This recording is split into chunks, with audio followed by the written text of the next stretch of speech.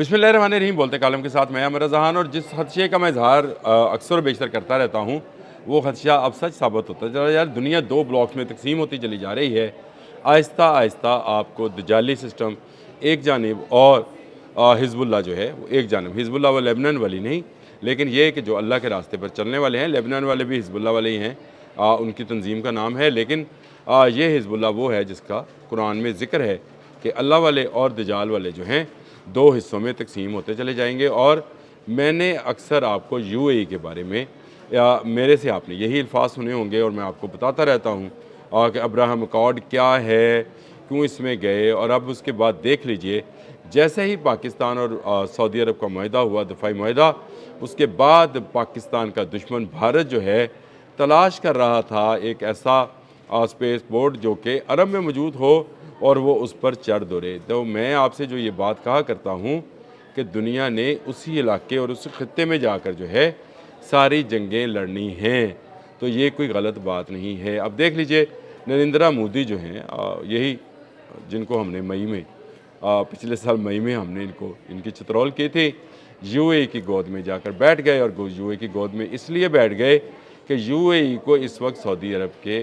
ख़िलाफ़ जो है कुछ ऐसी मुल्क का सहारा चाहिए था जो कि दिफाई तौर पर उसकी मदद कर सके। लिहाजा अमेरिका के बाद उसने भारत के साथ एक दिफाई माहिदा कर लिया।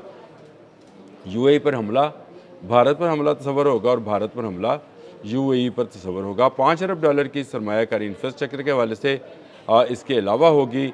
और फिर अबू धाबी में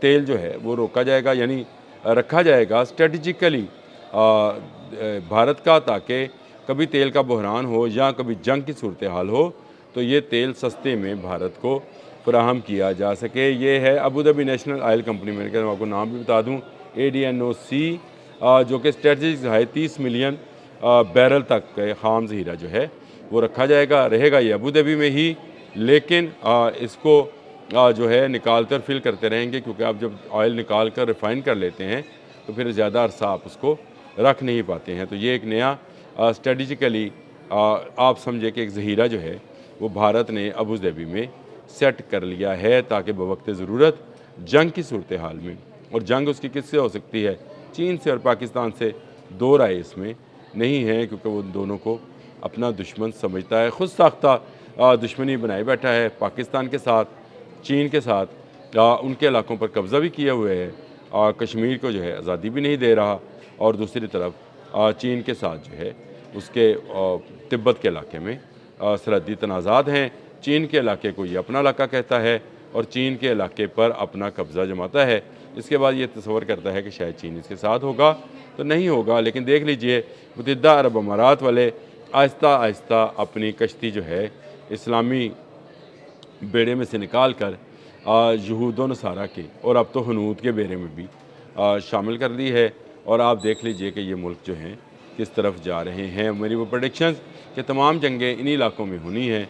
आखिरी जंगों का आगाज़ हो गया है, ये चलता रहेगा सिलसिला, कभी कोई किसी के साथ और कभी कोई किसी के साथ। शुक्र अल्हम्दुलिल्लाह कि हम खादिम हरमैन शरीफैन तय पाए हैं, खादिम दुबई और अबू धाबी तय नहीं पाए हैं। ये माहिदा करने के बाद अबू धाबी और दुबई वाले शायद ये समझ रहे हैं कि वो बच गए। तो बच्चू आप ना इसराइल की वजह से बचे थे, ना आप बचे थे अमेरिका की वजह से, तो भारत की वजह से, जो कि ख़ुद मार खाया हुआ पिटा हुआ घोड़ा है, उससे वो आपको क्या बचाएगा। लेकिन आपको क्योंकि एक माहिदा करना था, एक ऐसा माहिदा जिसमें आप जो है बता सकें कि अगर सऊदी अरब एक एटमी क़ुव्वत के साथ माहिदा कर सकता है तो हम भी एक एटमी क़ुव्वत के साथ माहिदा कर रहे हैं। इस माहिदे की बेसिक्स ये है, पैसा जो है ये ख़र्च करेंगे और भारत उस पैसे से असला गोला बारूद बनाएगा, जो कि वो चीन और पाकिस्तान के और ईरान के ख़िलाफ़ इस्तेमाल करेगा। समझ लीजिए, क्योंकि मैंने ये बहुत पहले, अगर आप मेरा तकरीबन 1 माह पहले का या 1.5 माह पहले का एक व्लॉग सुन ले तो उसमें मैंने ये बात कही थी कि ईरान का अगला हदफ भारत होगा।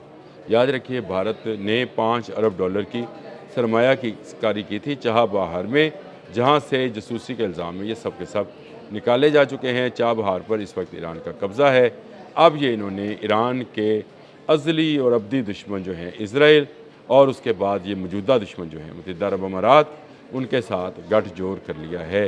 تو اب تو یہ چاہ بہار والی $5 ارب کی سرمایہ کاری کو بھول جائیں. شاید یہی $5 ارب کی وہ کمپنسیشن ہے جو متحدہ عرب امارات والوں نے ان کو دینے کا وعدہ کیا ہے تاکہ یہ اپنے انفراسٹرکچر جو کہ عسکری نوعیت کا انفراسٹرکچر ہے اس کو بہتر بنا سکیں، جس کو ڈیمیج ہم نے کیا تھا پچھلے سال.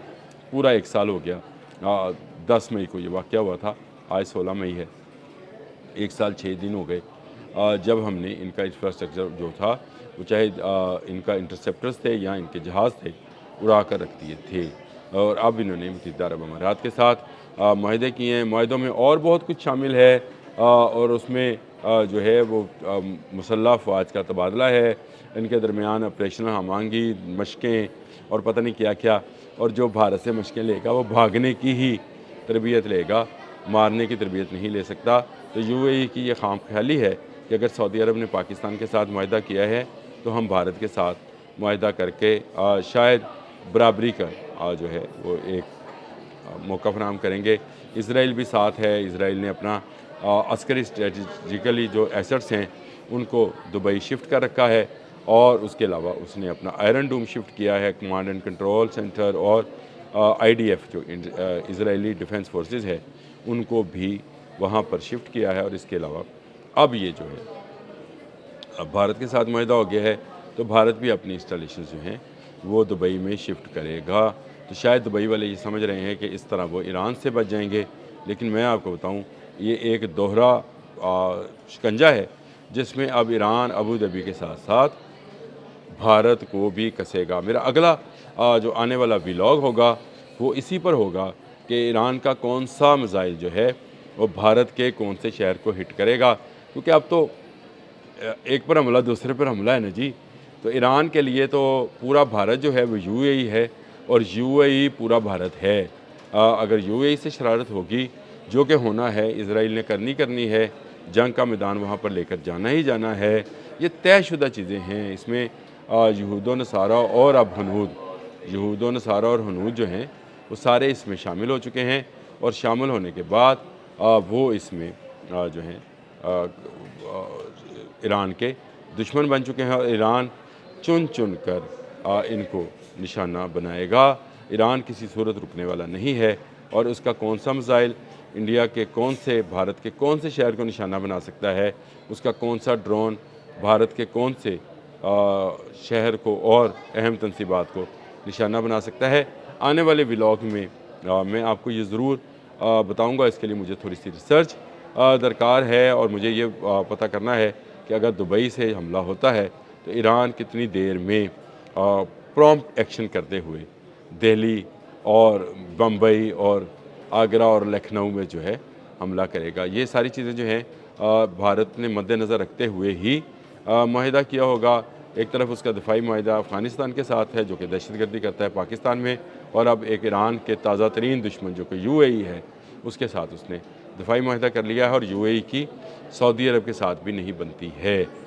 یہ بھی ان کے دونوں کی آپس میں، کیونکہ اوپیک سے نکلنے کے بعد سعودی عرب سمجھتا ہے کہ وہ اس کی صفوں میں سے، یعنی اسلامی دنیا کی صفوں میں سے باہر ہو گیا ہے، اور اس نے ڈائریکٹلی سعودی عرب کی سپریمیسی کو چیلنج کیا ہے. آنے والے دنوں میں کیا ہوگا کیا نہیں، یہ تجزیہ ساتھ ساتھ میں کرتا رہوں گا، بتاتا رہوں گا آپ کو. آپ بھی کمنٹ باکس میں جا کر ضرور دیا کہ میں کمنٹ باکس میں جو کمنٹس آتے ہیں ان کو پڑھتا بھی ہوں اور دیکھتا بھی ہوں، اور اسی سے میں رہنمائی بھی حاصل کرتا ہوں.